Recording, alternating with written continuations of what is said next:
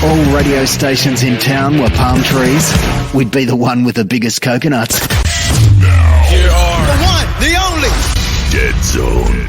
Hey, as some of you may know, we had a little problem with our show last Sunday. Our guest Peter James Haviland had a family emergency, so we had to do a replay. Now, we did the Shadow People, but what we didn't do was Scott Blake's Metal Minute.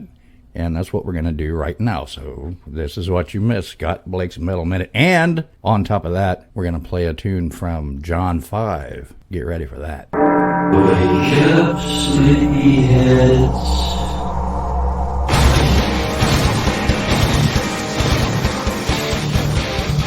It's time for the Metal Minute here on the Dead Zone.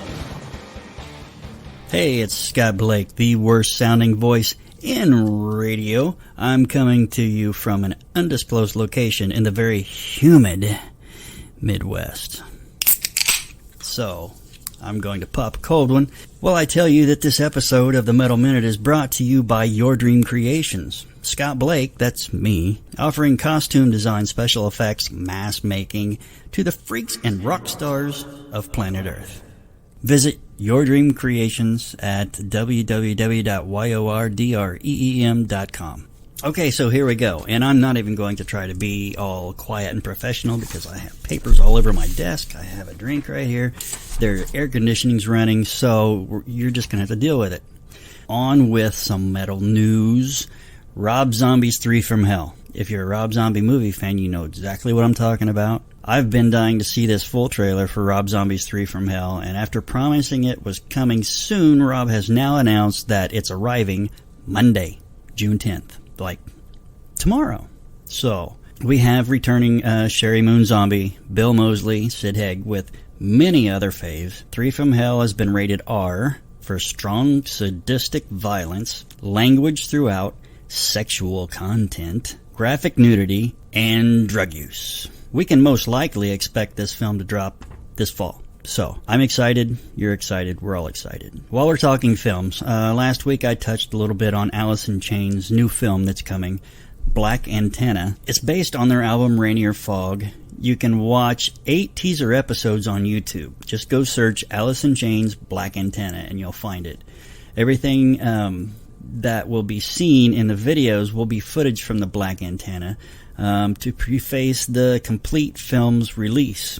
The official trailer for Black Antenna was released on Alice in Chains' YouTube channel on February 28th, so you can go see that as well. The Motorhead legacy will continue to grow this fall with the addition of Where is Lemmy?, a new animated book that's coming from the Power Trio's latest partnership with Fantunes. The deal was recently brokered by the LA-based publisher and the band's licensing agent, Global Merchandising Services.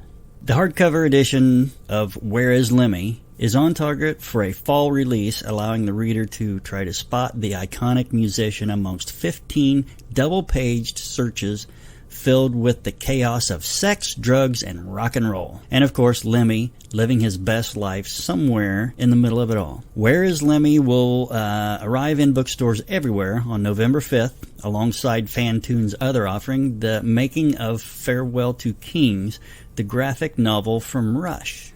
Huh. Who'd have thought? You can pre-order via Amazon and Barnes & Noble. Skid Row came crashing into the spotlight at the tail end of the 80s with their debut self-titled record.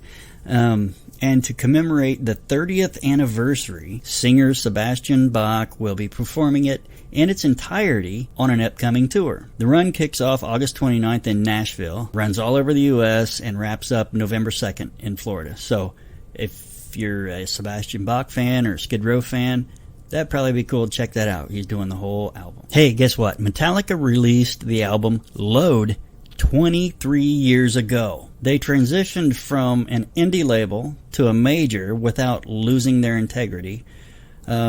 Moved on following the death of their beloved bassist Cliff Burton, and succeeded on an unparalleled level after a abandoning their thrash metal roots. But possibly the hardest transition Metallica ever made was writing the album Load, the follow-up to their blockbuster 1991 self-titled disc, The Black Album.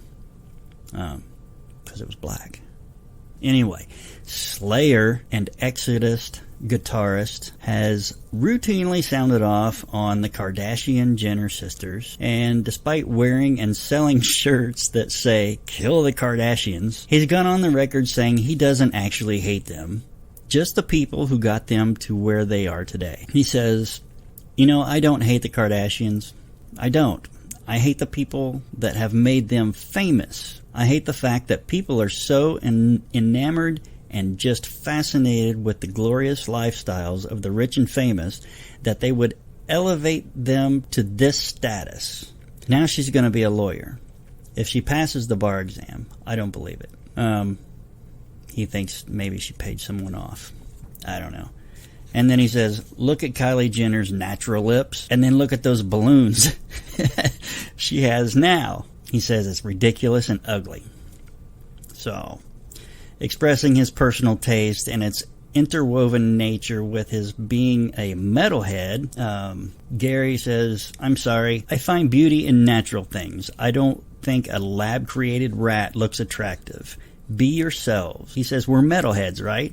He says, I find beauty in the freaks and outcasts of the world, and that's what makes us. Us. And the minute we band together and we effing take up arms, we'll take the effing music back. Uncle Ted Nugent says he's not in the Rock and Roll Hall of Fame because he is anti-substance abuse and because he murders innocent animals.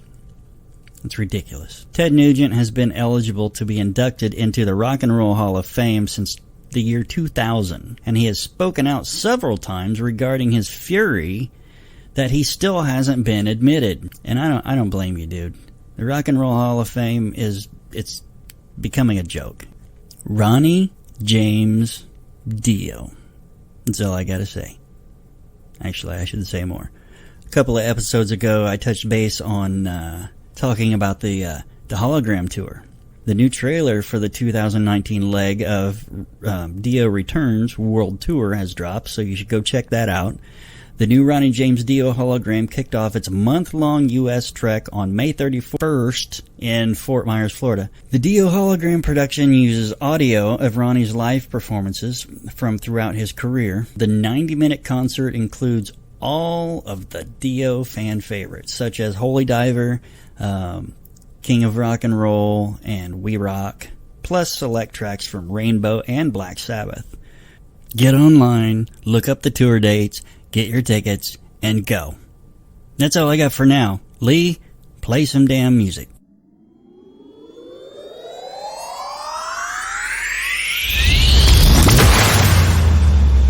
Nothing but pure rock. Scared.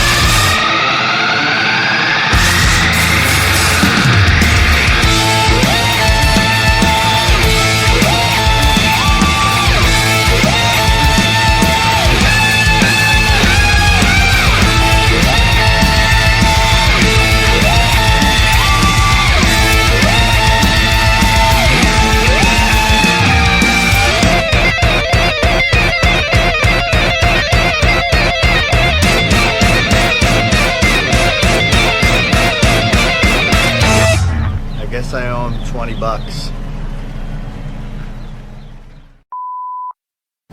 If all radios...